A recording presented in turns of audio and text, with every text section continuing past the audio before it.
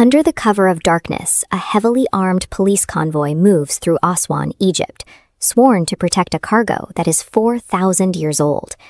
Inside a weathered wooden crate sits Shemai, a mummy discovered in 2017, with his original linen wrappings and burial seal completely intact. To the ancient Egyptians, the physical body, the khat, served as a biological anchor. They believed that as long as the flesh remained whole, it tethered the soul to this world, preventing it from flickering out of existence. Mummification was the engineered solution to this problem.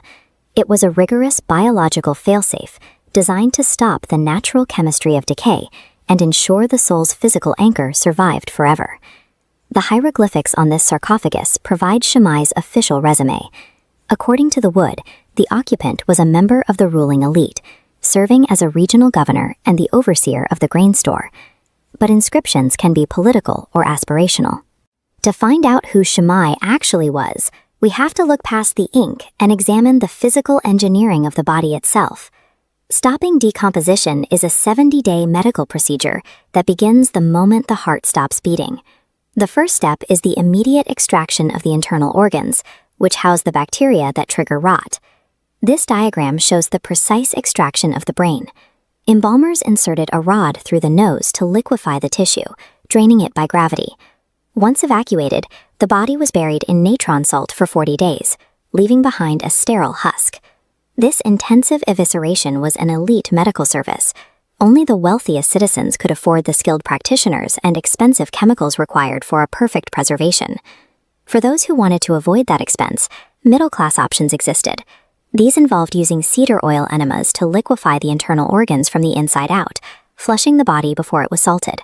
But even the most expensive biological engineering was useless if the physical tomb was breached by outside forces.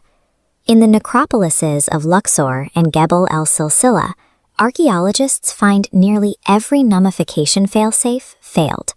Most tombs were looted in antiquity, leaving only shattered wood and stone behind. Ancient tomb robbers were not just looking for gold, they were looking for the amulets folded into the linen. To get them, they often ripped the dried bodies in half or burned them to ash. This mutilation was a survival tactic for the thieves. By destroying the body, they believed they were neutralizing the mummy's curse, severing the soul's anchor so the dead could not rise to seek revenge. Political rivals committed similar assassinations of the soul.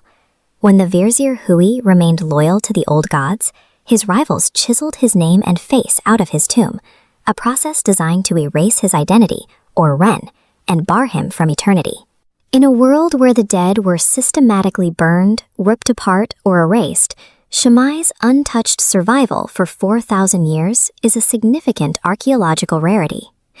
Back in the Aswan hospital, the digital autopsy begins, a CT scanner peeling back 13 layers of linen to examine the occupant without breaking the 4,000-year-old burial seal. The scanner generates a three-dimensional map of the internal skeleton, allowing archaeologists to perform a forensic search for amulets, disease, and the true age of the decedent. This scan shows the first major discrepancy. The skeleton inside measures only 4 feet 1 inch tall. More revealingly, the jaw contains a mix of adult and baby teeth, a dental profile that occurs only in children. The anatomy of the skull provides a second piece of evidence. The shape of the nasal cavity indicates a black African, likely from neighboring Nubia, rather than the Mediterranean profile typical of the northern Egyptian elite.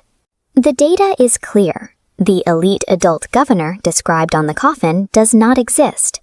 The body inside is actually a 9-year-old Nubian boy. In elite Egyptian families, titles like overseer were sometimes granted to children posthumously. This ensured that if a child died, before they could inherit their family's power, they would still be recognized as a person of high status in the next life. The boy's brain was also left inside his skull, a major deviation from elite practice. Because Aswan was on the southern frontier, far from the specialized workshops of the royal court, the family likely lacked access to embalmers skilled enough to perform the complex cranial extraction. But the family succeeded in the one ritual that mattered most. The ancient Egyptians believed a soul remained alive as long as its name was spoken by the living. By uncovering his true story through modern science, we are doing more than just documenting a find. We are speaking his name once again, fulfilling a 4,000-year-old promise of immortality.